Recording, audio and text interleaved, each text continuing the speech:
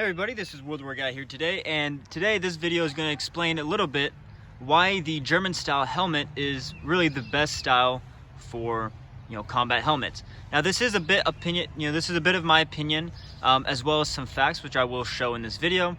But this was also explained of why many militaries still use this design of helmet today as we speak.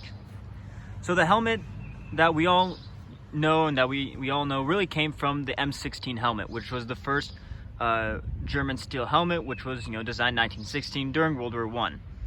And as you can see now, this one doesn't have a liner, so it doesn't show exactly how it should sit on the head. But as you can see, so you have your dome part, and then you have this dip here, so the back side actually flares out a little bit and it goes down so it can cover the back of your head and your ears, while the front just has a visor so you can still see everything you're supposed to see. So really it covers all the important parts, so your head, your ears, but still leaves a good field of view without really constricting much. So this helmet was used by Germany and Austria-Hungary during World War I, and it was a very good helmet. Now of course World War I ended, Germany was kind of seen as the bad guys.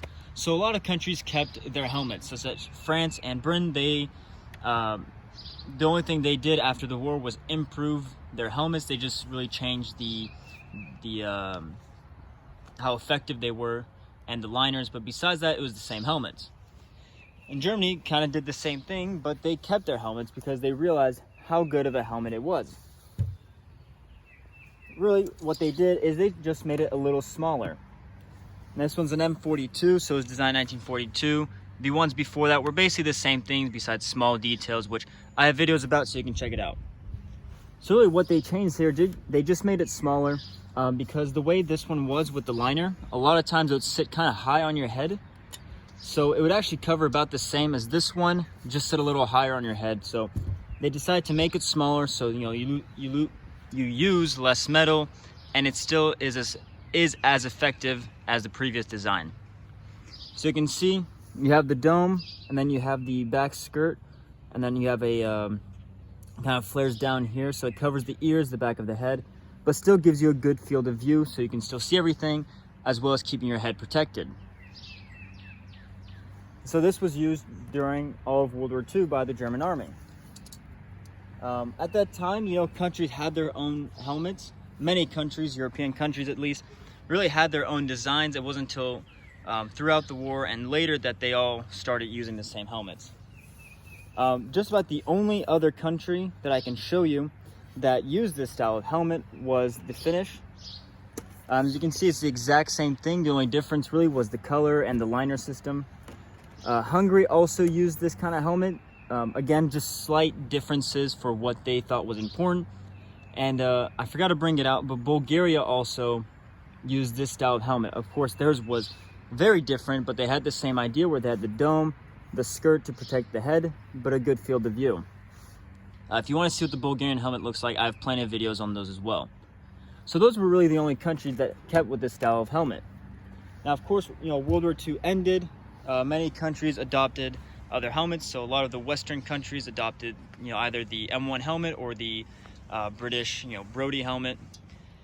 And a lot of the Eastern Bloc countries adopted a Soviet style of helmet. So like the SSH-40, they adopted that helmet, or small design changes to their helmets for what they thought was important.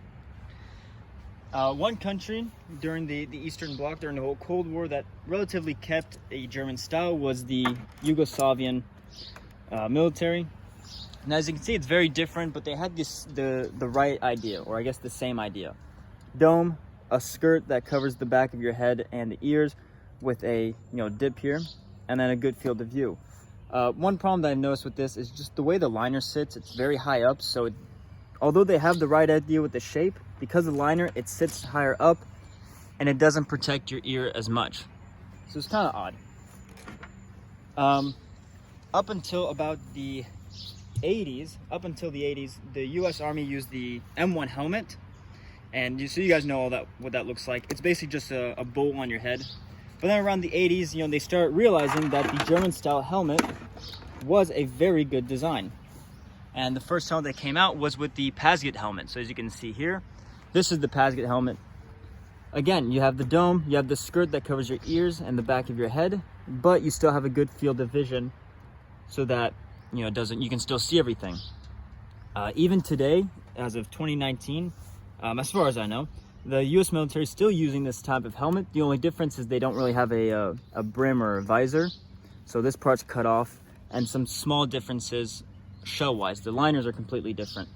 But they still use this today because, you know, it covers the ears, you know, it covers really everything that's important without making it difficult to, you know, aim while prone. You can still see everything and so on.